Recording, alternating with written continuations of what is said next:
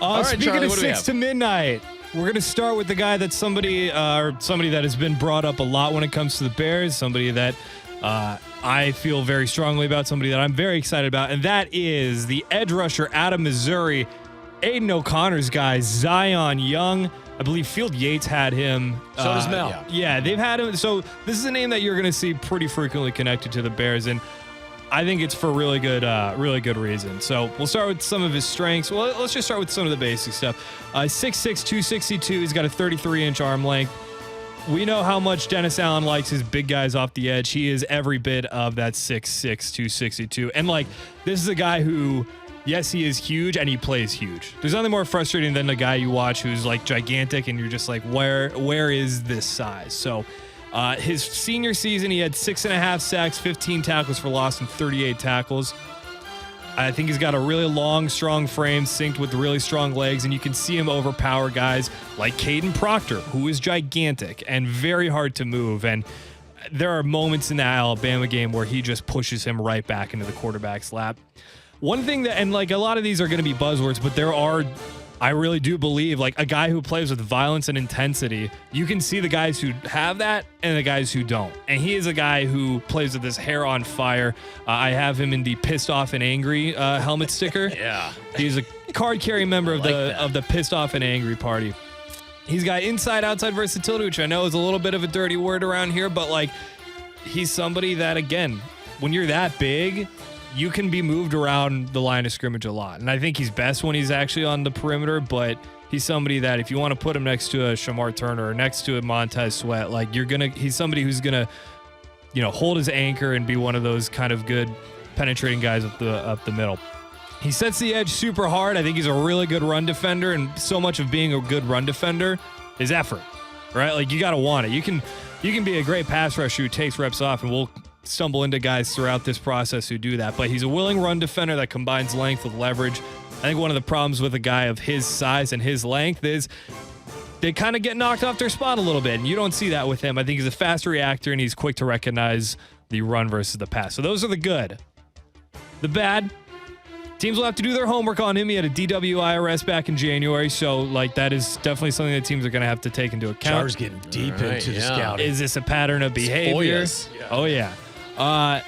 He's, like I said, he's got his hair on fire. That can get him into trouble. If you watch him against Texas A&M, you can see the double-edged sword of that, where he makes an outstanding play, and he's really pissed off afterward, and then he ends up getting an unsportsmanlike conduct penalty after the fact. So he has an array of first moves, but he doesn't really have a good counter. The thing is, at 25, you're not going to find a lot of guys with super refined pass rush plans.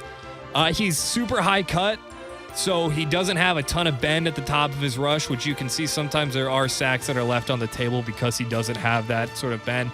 And he's not somebody who's going to win with speed. Now, I think that in the Dennis Allen system, a lot of what he wants are these pocket pushing edge rushers instead of just these speed guys. So the write-up I have on him is Zion Young is a pocket-pushing edge rusher who wins with power, length, and leverage, a willing and dynamic run defender. He sets the edge with power and hip mobility.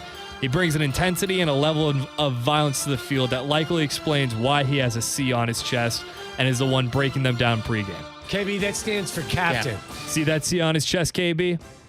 Fire that piss missile. He brings fluidity and hips to push blockers back inside, but also shows quick decision-making and deciding if he needs to continue rushing the pass or get on a man coming out of the backfield. With all that said, speed isn't a strength of his game. He's not a bendy athlete, which can cause him to stall out on some of his pass rush reps. He doesn't rush with much of a plan, even if he does have some different clubs in his bag. And then, like I said, he's got that DWI to worry about. So that is the book on Zion Young, one of my favorite prospects at 25. Very well done, Char Dog. Would you also say he's kind of a later bloomer? He started at Michigan State. In his first 2 years at Michigan State, he only had 2.5 sacks total. Definitely. His production isn't eye-popping, even if you factor in his 2 years at Missouri as well. He's got a career of 11.5 sacks in 4 years. How much of that production or lack of production would move you off of him, especially at 25?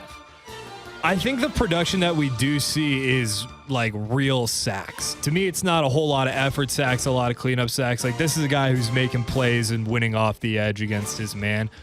To me, a lot of times, sometimes it's, oh, you didn't put it together until that final year.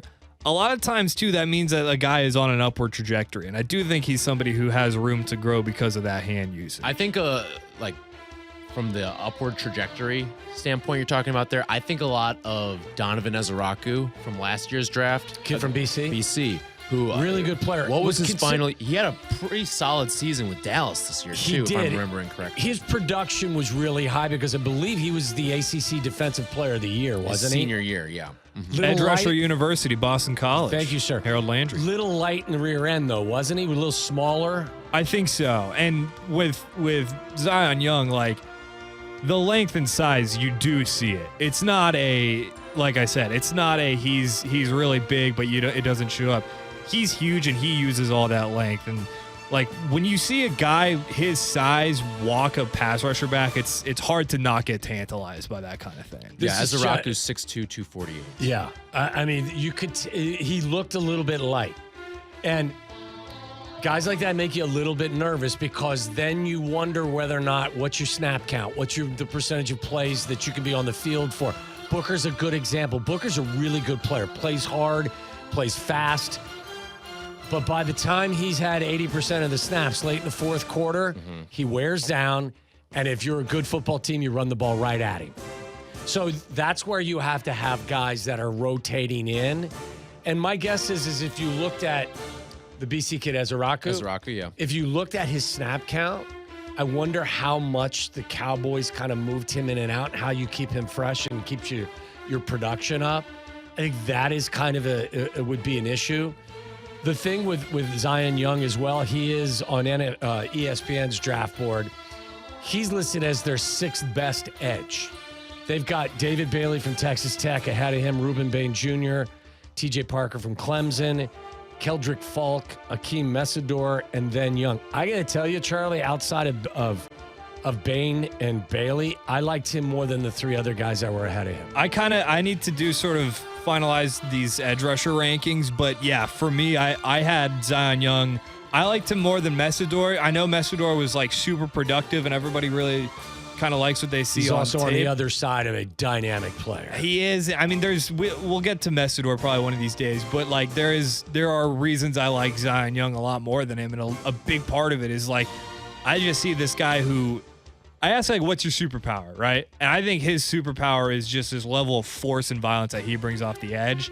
And again, a guy who is a willing run defender, those guys, like, they can be hard to find. And I love, like, a guy who just, like, well, he's going to set the edge, and he's going to make plays in the backfield. It's interesting you say that because, like, that's why as time went on, and they didn't decide on either Max Crosby or Trey Hendrickson. But as I said a couple of weeks ago, or maybe it was even a week ago, I think as that whole process kind of wound down, I came to the conclusion if, in fact, they were going to choose between the two, it would have been Max Crosby, not Trey Hendrickson. And it didn't have anything to do about, I'm going to have to give up this amount of currency in the draft or I have to give this amount of money in free agency. It was, to me, both were going to cost you a lot of money. One was going to cost you draft picks as well. I think there was and again, I don't know, but my conclusion was there was a larger appetite for Max Crosby in their building than there was Hendrickson because of his ability to play all 3 downs and because he wasn't just a specialist. And I think that from that perspective, that's a guy that will appeal to them more so than a guy that you look at and go, wow, he can get to the quarterback. Not great against the run. I think they're looking for somebody like you just described on that front. Zion Young last year, 17 tackles for loss. That was number 2 in all of the SEC. Okay, so that these are other good yes. stats that you really have to. Sometimes the sack total doesn't tell the entire story. That will tell the story. Pressure rate, I don't even know if they do that at the collegiate level as well, but I think that is something too. The other thing too, when I see a 4-year player, my mind instantly goes to, all right, how old is he actually? Yeah. Turned 22 last week. Yeah. So he's a younger guy. Sometimes you see some of these guys who make it to their senior year. Yeah. And it's like, oh, there's a hidden red shirt year in there. And I mean, in the case of Akeem Mesidor, I think the guy's 25 years old. Yeah. There was another player in a Bears mock draft who I think was 26. Like, you're not finding yourself in a Velus Jones situation. No, I mean, it's interesting you mentioned that because I was just going to say, look, I mean, for someone who's that old, I'm not going to spend a first or second round pick on that guy. No. Unless, he pops so much that you're just like, wow, I can't pass him up. I don't think that's the case for anybody in this draft that's that far along age-wise. Mm-hmm. So it's good. It's a position of need. They got to find somebody that can have an impact this year from the edge. I did, like Charlie did all the hard work on this. I liked a lot of what I saw from Zion Young. My favorite guy was Bain, but as I said to you, Charlie, I think he was definitely in my top 3 or 4 in terms of overall pass rushers. He's one of a handful of guys that, like, if they just leave on the board at 25 and, they take a McNeil Warren, they take a Tiedemann, I'll be like, all right, I actively dislike that. Good stuff. All Well right. done. That is the first Yeah, I like it. The of inaugural many voyage. Char's Dogs. I think we're going to do it every Tuesday and Thursday.